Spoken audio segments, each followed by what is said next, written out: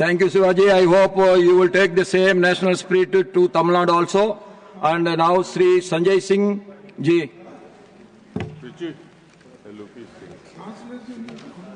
Vande Mataram sir, आपका बहुत बहुत आभार कि आपने वंदे मातरम जैसे महत्वपूर्ण विषय पर मुझे अपनी बात कहने का अवसर दिया। मान्यवर, मैं सोच रहा था कि वंदे मातरम के बारे में उसके 150 वर्ष पूरे होने पर यह चर्चा सरकार के द्वारा क्यों प्रायोजित कराई जा रही है। एक तो यह अच्छी बात है कि देशभक्ति की भावना का विकास सबके अंदर हो, वंदे मातरम के महत्व को सारे देश के लोग समझें, नौजवान समझे, किसान समझे, मजदूर समझे, पढ़ा लिखा समझे, गैर पढ़ा लिखा समझे। यह अच्छी पहल है। लेकिन मैं साथ ही साथ यह भी सोच रहा था तो एक घटना मुझे याद आई मान्यवर। वो घटना थी उत्तर प्रदेश की। हमारे एक ऊर्जा मंत्री हैं माननीय मंत्री जी AK शर्मा जी, उनके सामने व्यापारी लोग पहुंचे।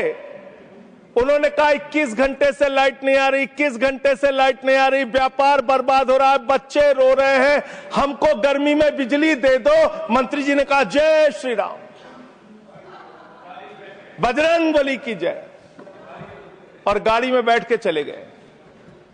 मैं आपके माध्यम से सरकार से पूछना चाहता हूं, क्या भगवान श्री राम ने आपको कहा है कि आप नाकारे और निकम्मे हो जाइए और जनता को अंधेरे में रखिए, बिजली ना दीजिए? यह क्या भगवान श्री राम ने आपको कहा है? यह शिक्षा आपको भगवान श्री राम ने दी है? मान्यवर, मुझे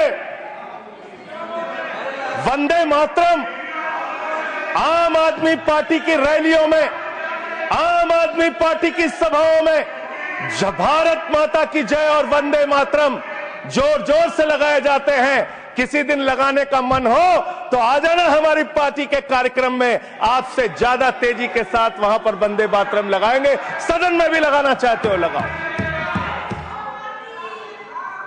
तो आप इन नारों के पीछे, ये नारे देशभक्ति के हैं, ये नारे देश की रक्षा के हैं, ये नारे देश को आजादी दिलाने के लिए हैं। ये नारों के पीछे अपने गुनाहों को छिपाने के लिए नारे नहीं है, मैं कहना चाहता हूं मान्यवर। और आप क्या कर रहे हैं? आप इन नारों के पीछे अपने गुनाहों और अपराध को छिपाना चाहते हैं। वंदे मातरम का मतलब क्या है? वंदे मातरम का मतलब है मातृभूमि की वंदना। मातृभूमि की वंदना। हम मातृभूमि की वंदना करते हैं, तो आप कैसे मातृभूमि की वंदना कर रहे हैं? अरे 1 रुपए में तो एक आम नहीं मिलता। आपने 1 रुपए में अडानी को 1050 एकड़ जमीन और 10 लाख आम और लीची के पेड़ दे दिए। ये मातृभूमि की वंदना, ये आपकी मातृभूमि की वंदना है। आप मातृभूमि को बेचकर मातृभूमि की वंदना कर रहे हैं। ये मातृभूमि की, आज वंदे मातरम पे ही बात करूंगा सर। मातृभूमि की वंदना, मातृभूमि की वंदना हिंदुस्तान के एयरपोर्ट को बेच के नहीं हो सकती। मातृभूमि की वंदना रेल को बेच के नहीं हो सकती, सेल को बेचकर नहीं हो सकती, समुद्री तटों को बेचकर नहीं हो सकती, कोयला और गैस को बेच के नहीं हो सकती, हिंदुस्तान की जमीनों को बेच के नहीं हो सकती। तुम लोग मातृभूमि को बेचने वाले लोग हो, तुम मातृभूमि की वंदना करने वाले लोग नहीं हो। मान्यवर, वंदे मातरम पे ही सुनिए। आज वंदे मातरम के अलावा कुछ बोलूंगा ही नहीं। मातृभूमि की वंदना, इस मातृभूमि की वंदना में जब यहां पे लीडर ऑफ द अपोजिशन बोल रहे थे, मान्यवर, honourable I am not yielding sir, I am not yielding sir, sir I am not yielding sir, I am not yielding sir. जब लीडर ऑफ अपोजिशन बोल रहे थे, ऑथेंटिकेट इट प्लीज देन। जब leader, sir I am not yielding, sir I am not yielding. जब यहां पे leader of opposition बोल रहे थे, नो पॉइंट ऑफ ऑर्डर, खड़गे साहब, उनके मुंह से नो पॉइंट ऑफ ऑर्डर, दलित शब्द निकल गया, दलित शब्द निकल गया। पूरी की पूरी भारतीय जनता पार्टी हाउस में खड़े होकर विरोध करने लगी। दलितों से इतना चिढ़ है आपको? क्या दलित भारत माता के बच्चे नहीं? क्या पिछड़े भारत माता के बच्चे नहीं? क्या आदिवासी भारत माता के बच्चे नहीं? अगर दलितों, पिछड़ों, आदिवासियों की बात होगी तो आप विरोध करोगे? I have to give it to LOH. आप विरोध I have to करोगे? give it to LOH. You are not on the topic. LOH. Just yield a minute. LOH. Sir, दो बातें हैं। Please. LOH is on his legs. LOH is on his legs. Sir, दो बातें हैं। एक तो हम चाहते हैं कि डिबेट, हेल्दी डिबेट हो, तर्कों के साथ हो। अभी इन्होंने आरोप लगा दिया कि दलितों पर बीजेपी वाले एकदम हल्ला करने लगे। ऑन रिकॉर्ड है, मैंने कहा है दलित के विषय में कि ये हमारे पूज्य हैं, हमारे भाई हैं। ये ऑन रिकॉर्ड है। इस तरीके के स्वीपिंग स्टेटमेंट्स न दें और इस हाउस के माध्यम से देश को गुमराह न करें, नंबर 1। नंबर 2, आपने कहा ये बेच दिया, ये बेच दिया, ये बेच दिया। आई से please authenticate on the floor of the house whatever you have charge. देखिए, आज सर बहुत अच्छी बात गृह मंत्री जी भी कह के गए और लीडर ऑफ द हाउस भी कह रहे हैं कि जो कुछ भी मैं बोलूं उसको ऑथेंटिकेट करूं। और मैं आपसे अनुरोध कर रहा हूं सर कि अगर मैं ऑथेंटिकेट ना करूं तो मेरे खिलाफ कार्रवाई की जाए। एक एक चीज मैं ऑथेंटिकेट करूंगा। अगर मैं कोई बात कह रहा हूं तो उसको ऑथेंटिकेट करूंगा। दूसरी बात, शहीद खुदीराम बोस की बात हुई सर, कल उस सदन में चर्चा हुई। हिंदुस्तान के सबसे युवा क्रांतिकारी जिन्होंने फांसी के फंदे को चूमा, वंदे मातरम का नारा लगाया, शहीद खुदीराम बोस, शहीद रोशन सिंह, शहीद राजेंद्र लहड़ी, शहीद अशफाक उल्ला, शहीद राम प्रसाद बिस्मिल, शहीद प्रफुल्ल चाकी, हिंदुस्तान के तमाम क्रांतिकारियों ने जब फांसी के फंदे को चूमा, शहीद आजम भगत सिंह, शहीद सुखदेव, शहीद राजगुरु, सबने वंदे मातरम का नारा लगाया। सबने वंदे मातरम का नारा लगाया। और शहीद खुदीराम बोस को अब आप याद कर रहे होंगे, मैं पिछले 31 साल से 3 दिसंबर को शहीद खुदीराम बोस की जयंती का आयोजन करता हूं। मेरी संस्था का नाम शहीद चंद्रशेखर आजाद के नाम पे है। शहीद खुदीराम बोस हिंदुस्तान के वो क्रांतिकारी थे, जब उनको फांसी के फंदे पे चढ़ाया गया और उनका जब अंतिम संस्कार हुआ तो जो राख उनके अंतिम संस्कार से निकली मान्यवर, उसको बंगाल की माए तावीज बना के अपने बच्चों को पहनाती थी कि ऐसे ही बनना हिंदुस्तान के लिए क्रांतिकारी। यह इतिहास, यह हिंदुस्तान का इतिहास। लेकिन मैं आपके माध्यम से इस सरकार से पूछना चाहता हूं, आपके पुरखे इस वक्त क्या कर रहे थे जब शहीद आजम भगत सिंह वंदे मातरम लगा रहे थे, शहीद सुखदेव वंदे मातरम लगा रहे थे, शहीद राजगुरु वंदे मातरम का नारा लगा रहे थे, शहीद खुदीराम बोस वंदे मातरम का नारा लगा रहे थे। उस वक्त आप क्या कर रहे थे? क्या कर रहे थे आप? वंदे मातरम का नारा लगाकर लोग जेल गए, लाठियां पड़ी उनको।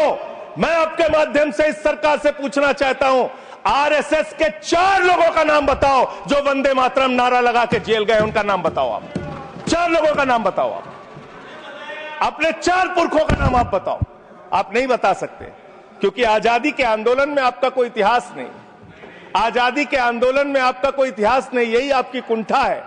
तो इसलिए कभी आप कहते हो सरदार वल्लभ भाई पटेल आपके हैं। अरे भैया, सरदार वल्लभ भाई पटेल ने आरएसएस के ऊपर बैन लगाया था, यह रिकॉर्डेड हिस्ट्री है। और जब 18 महीने जेल में रखा गया आरएसएस के लोगों को राष्ट्रपिता महात्मा गांधी की हत्या के अपराध में, जब उनको छोड़ा गया, बैन हटाया गया, तो उसमें शर्त लगाई कि आप राष्ट्रीय ध्वज को मानेंगे, यानी कि आप तिरंगे झंडे को भी नहीं मानते थे। आपने 52 साल तक हिंदुस्तान का तिरंगा झंडा आरएसएस के मुख्यालय पे नहीं फहराया सर, नहीं फहराया। और 3 लोगों ने आरएसएस के मुख्यालय पर जब ये झंडा फहराया, उन तीनों के नाम मैं पढ़ रहा हूं, विजय, उन्मत, दिलीप, इन तीनों लोगों के खिलाफ आरएसएस ने एफआईआर दर्ज कराई। किस अपराध में? कि हमारे दफ्तर में तिरंगा क्यों फहरा दिया। और कितने साल तक मुकदमा लड़े? 13 साल तक मुकदमा लड़े। यह है आपकी असलियत। आप तिरंगे का विरोध करते हैं, भारत के राष्ट्रीय ध्वज का विरोध करते हैं। जो लोग तिरंगे और राष्ट्रीय ध्वज का विरोध कर सकते हैं वो भारत माता के सच्चे सपूत नहीं है, वो नहीं है हमारे निगाह में।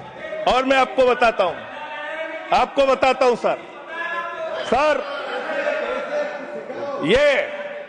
ये है 28 दिसंबर 1949 का ऑर्गेनाइजर पत्र, इसको भी रखूंगा क्योंकि आज गृह मंत्री जी और लीडर ऑफ द हाउस दोनों कह के गए रिकॉर्ड पे सारी चीजें आनी चाहिए, इसको रिकॉर्ड पे रखना चाहिए। इतिहास देश को पता चलना चाहिए किन लोगों ने देश के साथ गद्दारी की, किन लोगों ने तिरंगे का विरोध किया, किन लोगों ने राष्ट्रगान का विरोध किया। आपको ये पढ़ के सुनाना चाहता हूं, ये ऑर्गेनाइजर है, क्या लिख रहा है।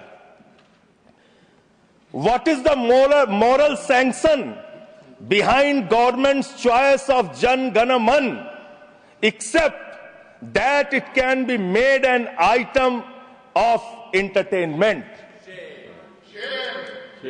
आप राष्ट्रगान का विरोध कर रहे हैं, आप भारत के राष्ट्रगान का विरोध कर रहे हैं। आपके मुख्य पत्र में भारत के राष्ट्रगान का विरोध लिखा गया है। इसके लिए भारत के प्रधानमंत्री को और पूरी की पूरी भारतीय जनता पार्टी को, जो अपने आप को आरएसएस को अपना आदर्श मानती है, पूरे देश से माफी मांगनी चाहिए। ये रिकॉर्ड पे लाऊंगा सर, इसको रख लीजिएगा, ये रिकॉर्ड पे रखा जाए। मान्यवर, फिर से बोल दे रहा हूं, 28 दिसंबर 1949 ऑर्गेनाइजर अखबार जो आरएसएस का मुख्य पत्र है, और इस आरएसएस के मुख्य पत्र में फिर से लिख दे रहा हूं, फिर से पढ़ दे रहा हूं क्या लिखा हुआ है। What is the moral sanction behind government's choice of Jan Gana Man? Unnecessary it will get provoked. It can Continue, be please. made an Please item continue. of entertainment. Please continue. ये लिखा हुआ Sanjay ji unnecessarily provoke. Continue. Continue. अच्छा। Sir, मैं आपसे ये कहना चाहता हूं कि आपने तिरंगे का विरोध किया, राष्ट्रगान का विरोध किया, वंदे मातरम आपने लगाया नहीं कभी, कोई आपका व्यक्ति देश की आजादी के आंदोलन में जेल नहीं गया, कभी आपने कोई देश के लिए, हमारे यहां अवधि में कहावत है, नाखून कटाए कि शहीद ना बना भैया। तू तो नाखूनों नहीं कटाया भैया, बिना नाखून कटाए शहीद बना चाहता है, बिना नाखून कटाए शहीद, ऐसे काम नहीं चलेगा सर। जिन्ना का भी जिक्र कल दूसरे सदन में हुआ, प्रधानमंत्री जी ने जिक्र किया। जिन्ना के साथ आपके कितने गहरे और मधुर संबंध थे, क्या इस देश के लोगों को पता है? नहीं पता, मैं बताता हूं। श्यामा प्रसाद मुखर्जी जी फजलुल हक की गवर्नमेंट में फाइनेंस मिनिस्टर थे, और फाइनेंस मिनिस्टर रहते हुए उन्होंने अंग्रेज गवर्नर को चिट्ठी लिखी थी। Shyama Prasad followed this and told Governor Herbert the administration of the Bengal province should be carried on in such a manner that in spite of the best efforts of the Congress, this Quit India movement will fail. ये चिट्ठी लिखी है। आपने भारत छोड़ो आंदोलन के खिलाफ आपके नेता, जनसंघ के पहले राष्ट्रीय अध्यक्ष और तत्कालीन गवर्नमेंट में जो वित्त मंत्री थे, उन्होंने चिट्ठी लिखी अंग्रेज गवर्नर को और कहा कि भारत छोड़ो आंदोलन, जो हिंदुस्तान के क्रांतिकारियों का आंदोलन था, जो देश की आजादी का आंदोलन था, वो आंदोलन कुचल देना चाहिए, खत्म कर देना चाहिए। ये है रिकॉर्डेड हिस्ट्री आपकी, ये आपको, आपके बारे में पूरे देश को पता रहना चाहिए। अब जिन्ना, हाँ, इसको भी सभा के पटल पर रखूंगा। जिन्ना और आपके रिश्ते क्या थे, कितने मधुर रिश्ते थे। एक राज्य में सरकार नहीं बनाई मान्यवर इन्होंने, नॉर्थ वेस्ट फ्रंटियर, सिंध प्रांत और फजलुल हक की गवर्नमेंट। फजलुल हक वो शख्स है जो पाकिस्तान बनने के बाद वहां की सरकार का गृह मंत्री बना। आपके रिश्ते उन लोगों के साथ थे, ये देश को पता होना चाहिए। इसलिए आप किसी को भी देशभक्ति का प्रमाण पत्र बांटने का काम मत कीजिए। आप वंदे मातरम लगाने का काम कर रहे हैं और देश की सुरक्षा के साथ खिलवाड़ कर रहे हैं। आप भारत की सेना को 4 साल के अग्निवीर पे लेके आ गए, जो हिंदुस्तान की सीमा की सुरक्षा करने वाले हैं, जो वंदे मातरम का नारा लगाते हैं हमारे जवान, हमारे सैनिक, जो -50 डिग्री टेम्परेचर में सियाचिन में और +50 डिग्री टेम्परेचर में जैसलमेर में भारत की सीमाओं की रक्षा करते हैं, इस मातृभूमि की रक्षा करते हैं। उनके पीठ में छुरा मारने का काम आपने किया, उनकी नौकरी 4 साल की कर दी अग्निवीर की। आपको मातृभूमि से प्यार है, आप देशभक्ति की बात करेंगे, आप देशभक्ति की बात कर रहे हैं। अरे मैंने साइकिल चोर सुना था, लॉकेट चोर सुना था, स्कूटर चोर सुना था, मैंने सुना था तमाम तरह के चोर होते हैं। आप लोग तो वोट चोर निकल गए हिंदुस्तान के अंदर, वोट चोर। 3 करोड़ वोट उत्तर प्रदेश में 3 करोड़ वोट की चोरी करने जा रहे हैं। कल की मीटिंग में पता चला 17.5% वोट उत्तर प्रदेश में काटे जाएंगे। आप ये कर रहे हैं, ऐसे लोकतंत्र को मजबूत करेंगे? ऐसे आप मातृभूमि की सेवा करेंगे? ऐसे आप मातृभूमि की वंदना करेंगे? मान्यवर, मैं आप लोगों से सिर्फ इतना कहना चाहता हूं मान्यवर आपके माध्यम से कि हमने फिल्मों में सीन देखी है, डाकू लोग आते हैं जय भवानी जय भवानी जय भवानी कह के और वो गांव का गांव लूट के चले जाते हैं। जय भवानी कह के गांव का गांव लूट के चले जाते हैं। हम इस देश के अंदर किसी भी सरकार को वंदे मातरम और भारत माता की जय लगाकर देश को लूटने की इजाजत नहीं देंगे। वंदे मातरम लगाएंगे, भारत माता की जय लगाएंगे, जय हिंद भी कहेंगे, राष्ट्रगान भी कहेंगे, वंदे मातरम भी गाएंगे, लेकिन देश के साथ गद्दारी और धोखेबाजी नहीं करने देंगे। आपको नहीं करने देंगे। ये देशभक्ति के नारे हैं, ये देशभक्ति के नारे हैं। आप बेरोजगारी पे बात नहीं करना चाहते, महंगाई पे बात नहीं करना चाहते, दलितों का मंदिर में प्रवेश वर्जित है, कहीं उनको रोका जा रहा है, उस पर बात नहीं करना चाहते, पिछड़ों का शोषण हो रहा है, उस पर बात नहीं करना चाहते। आपने मातृभूमि की सेवा यह की है कि आज हिंदुस्तान के ऊपर 200 लाख करोड़ रुपए का कर्जा है, 200 लाख करोड़ रुपए का कर्जा। आपने हिंदुस्तान को आज इस स्तर पे पहुंचाने का काम किया है। और दूसरी बात मैं पूछना चाहता हूं आपके माध्यम से मान्यवर, इस देश में मजदूर भी हैं, किसान भी हैं, आदिवासी भी हैं, दलित भी हैं, पिछड़े भी हैं, सवर्ण भी हैं, सब में अनपढ़ है, सब में भारी संख्या है जो पढ़े लिखे नहीं है, जिनको संस्कृत का ज्ञान नहीं है, जो नहीं पढ़ सकते वंदे मातरम। तो आप उनको कह रहे हैं कि वो देशभक्त नहीं है। मैं आपके माध्यम से कहना चाहता हूं, वो देश को लूटने वाले अडानी जैसे पूंजीपतियों से ज्यादा बड़े देशभक्त हैं, जो अपने बच्चों के लिए श्रम करते हैं, मजदूरी करते हैं, कुली का काम करते हैं और अपने बच्चों का पेट भी पालते हैं, देश की भी सेवा करते हैं। वो आपसे ज्यादा देशभक्त हैं। उनकी देशभक्ति को आप इससे चेक करने का काम मत कीजिए, उससे परीक्षा करने का काम मत कीजिए। मान्यवर, मैं अंत में एक और बयान आया, उसका जिक्र करके अपनी बात को खत्म करूंगा। अभी एसआईआर की प्रक्रिया के तहत उत्तर प्रदेश के मुख्यमंत्री ने कहा कि डिटेंशन सेंटर बनाए जाएंगे। 80 लाख लोगों के वोट आपने बिहार में काट दिए, वहां कितने घुसपैठिए मिले आपको? अरे भाई, ये भी मातृभूमि की बात हो रही है। आप लोग चाहते हैं बांग्लादेशी यहां पे आ जाएं, मातृभूमि को सुरक्षा को खतरा हो जाए? आपको तो चिंता वही है ना, वही तो बात कर रहा हूं। कितने बांग्लादेशी घुसपैठिया मिले? कितने बांग्लादेशी घुसपैठिया मिले? कितने बांग्लादेशी घुसपैठिया मिले? मात्र 315, जिसमें नेपाल के बाकी लोग सिर्फ 78 मुसलमान मिले। वहां 80 लाख लोगों के आपने वोट काट दिए। अब आप कह रहे हैं उनको डिटेंशन सेंटर में रखेंगे, उनको डिटेंशन सेंटर में आप रखेंगे जो हिंदू हैं, जिनके जो पूर्व आईएएस हैं। आप इस देश का सिर्फ माहौल बिगाड़ना चाहते हैं। आप इस देश को सिर्फ नकली नारों के पीछे सिर्फ आप अपने आप को छिपाना चाहते हैं। वंदे मातरम देशभक्ति का नारा है, भारत माता की जय देशभक्ति का। हां, दिल्ली में तो काटोगे ही आप, ठीक ही कह रहे हो, पहले से ही नियत बता दिया। दिल्ली की हालत तो कर दी आपने। अरे इसमें क्या लिखा हुआ है? इसमें क्या लिखा हुआ है? सुजलाम सुफलाम, सुजलाम सुफलाम, शुद्ध जल शुद्ध फल और मधुर वाणी। मधुर वाणी, मधुर वाणी कौन बोल रहा है? देश के प्रधानमंत्री मधुर वाणी बोल रहे हैं। मुजरा जैसे शब्दों, अरे भाई इसी वंदे मातरम की सेकंड्स रह गए सर, वंदे मातरम की तो बात कर रहा हूं। हमारे पास और टाइम है सर, टाइम है सर। सर मधुर वाणी, मधुर वाणी, मधुर वाणी। सर जहरीली हवा और जहरीला पानी दिल्ली में दे रहे हैं।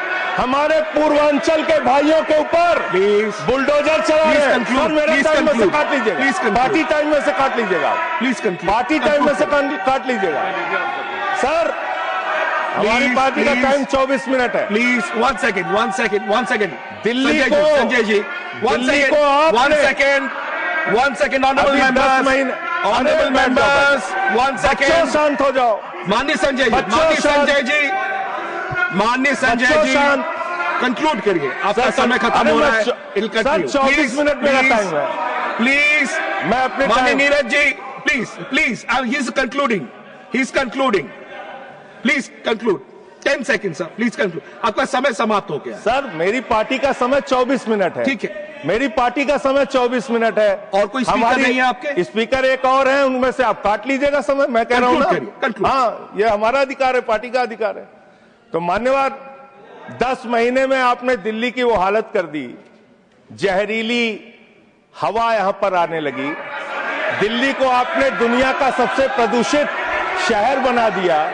बच्चों शांत हो जाओ, बच्चों शांत, बच्चों हल्ला मत करो, शांत हो जाओ। Conclude. I've given you enough.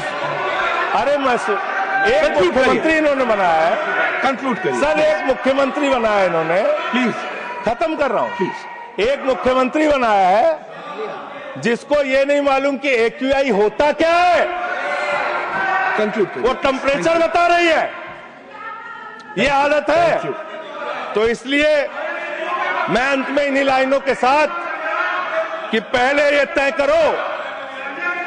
ये तय करो कि वफादार कौन है। ये वक्त तय करेगा कि गद्दार कौन है।